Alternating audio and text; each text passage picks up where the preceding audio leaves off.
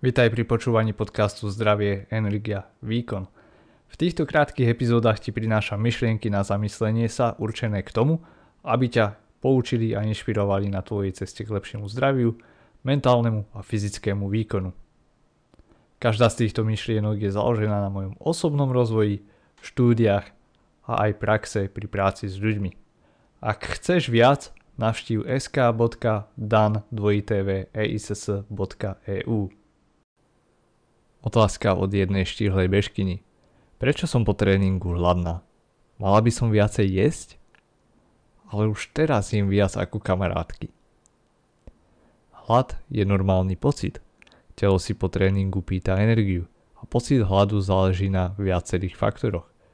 Čo, koľko jeme pred tréningom, pri dlhých tréningoch aj počas, či jedávame dostatok všeobecne. Koľko jedávajú tvoje kamarátky je absolútne nepodstatné. Nemáš jej telo, jej genetiku, nežiješ jej život. Nevieš, čo robí, ako sa hýbe alebo nehýbe. Navyše, kamarátka si možno dá väčšie raňajky, alebo jedáva častejšie. Alebo sa v spoločnosti obmedzuje, aby ona nevyzerala, že je tá, ktorá jedáva príliš veľa, príliš často. Pre rekapituláciu. Hlad po tréningu neznamená som hladná, Ježiši, zase priberiem. Znamená to som hladná, pretože telo potrebuje energiu na opravu svalov a doplniť glykogén. Aj na to, aby mohlo fungovať po zvyšok dňa. Ak pociťuješ obrovský hlad, tak je to znak nedostatočného fuelingu, čiže energetického príjmu v kontexte športovej stravy. Skús jesť viac pred tréningom alebo počas tréningu. Medzi také moje obľúbené zdroje cukrov pred ranným tréningom špecificky, ktoré sú ľahko stráviteľné, patrí napríklad taký ovocný džús.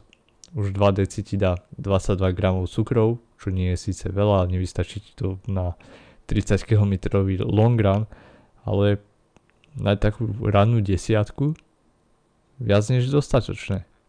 A hlavne na začiatok je to lepšie ako nič. Hlavne ak máš problémy s tolerovaním hocičoho ráno a preto behávaš nalačno.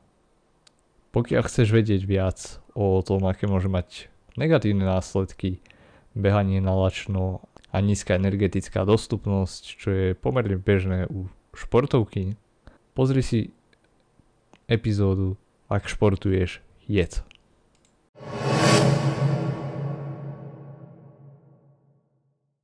Pokiaľ sa ti táto epizóda páčila, budú sa ti páčiť aj dlhšie epizódy a e-mailový newsletter Zdravie, energia, výkon, ktorý vychádza každú nedeľu. Prihlásiť sa k jeho odberu môžeš na odkaze, ktorý je v popise podcastu.